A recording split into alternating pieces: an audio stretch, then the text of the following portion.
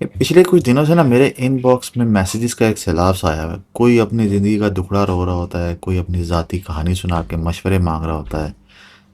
ٹک talk پہ video بنانا تو پھر بھی ایک الگ بات ہے. سچ تو یہ ہے کہ جب ایک ایک کر کے سب کی باتیں سننے بیٹھو نا تو اندر کی جذباتی بیٹری بالکل خالی ہو جاتی ہے. بندہ چڑچڑا ہو جاتا ہے اور دل کرتا ہے کہ بس فون میں سے نا فلائٹ موڈ پہ ڈال دو، کہیں غائب ہو جاؤ. یہ کوئی غرور یا تکبر نہیں ہے، یہ ایک خالص انسانی فطرت ہے. ہم انسانوں کے سننے اور سہنے کی ایک حد ہوتی ہے اور وہ حد بہت جلد آ جاتی ہے.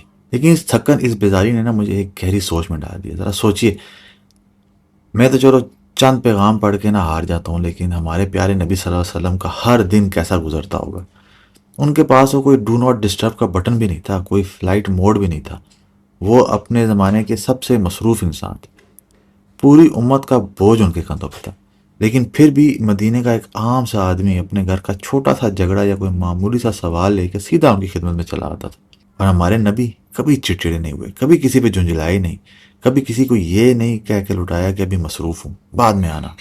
بلکہ جو بھی سامنے آتا اپنا پورا رخ اس کی طرف کر لیتے، اس کی آنکھوں میں آنکھیں ڈال کے دیکھتے اور اتنے دھیان سے بات کرتے کہ اس بیچارے کو لگتا جیسے اس وقت اس پوری کائنات میں نبی کو سب سے پیارا میں ہوں. ہمیں شاید اندازہ نہیں ہے کہ یہ کتنی غیر معمولی صفت ہے. کسی کے رونے کو، کسی کی شکایتوں کو، کسی کے بار بار ایک ایسے سوالوں کو روز بغیر تھکے، بغیر چڑچڑائے مسکرا کے سن لینا، یہ عام انسان کے بس کی بات ہی نہیں ہے.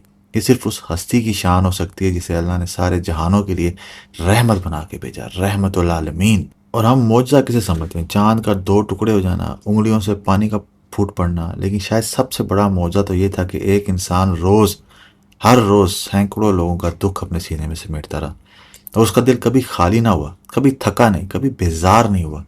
جو بھی ٹوٹا ہوا دل ان کے پاس آتا، تھوڑا جڑ کے، تھوڑا ہلکا ہو کے واپس جاتا. کسی کو ایک لمحے کے لیے بھی یہ احساس نہ ہوتا کہ وہ کسی پہ بوجھ بن گیا ہے. اور آج ہمارے پاس ہر چیز کا بٹن موجود ہے، میوٹ کا، بلاک کا، فلائٹ موڈ کا. لیکن ان کے دل میں کوئی فلائٹ موڈ نہیں تھا. انہوں نے ساری زندگی میں کبھی کسی کو میوٹ نہیں کیا. تو اگلی بار جب کوئی اپنا دل لے کے آپ کے پاس آئے اور آپ کا ہاتھ بے اختیار اس میوٹ بٹن کی طرف بڑھے، تو ایک پل کے لیے رک جائیے اور سوچئے کہ جس ہستی کو ہم اپنا نبی مانتے ہیں، اس کا سب سے بڑا معجزہ کوئی آسمانی نشانی نہیں تھی. اس کا سب سے بڑا معجزہ یہ تھا کہ اس نے کبھی کسی انسان کو بھی اکیلا محسوس نہیں ہونے دیا. کاش نہ ہم اس معجزے کا 1% بھی اپنے اندر اتار سکیں.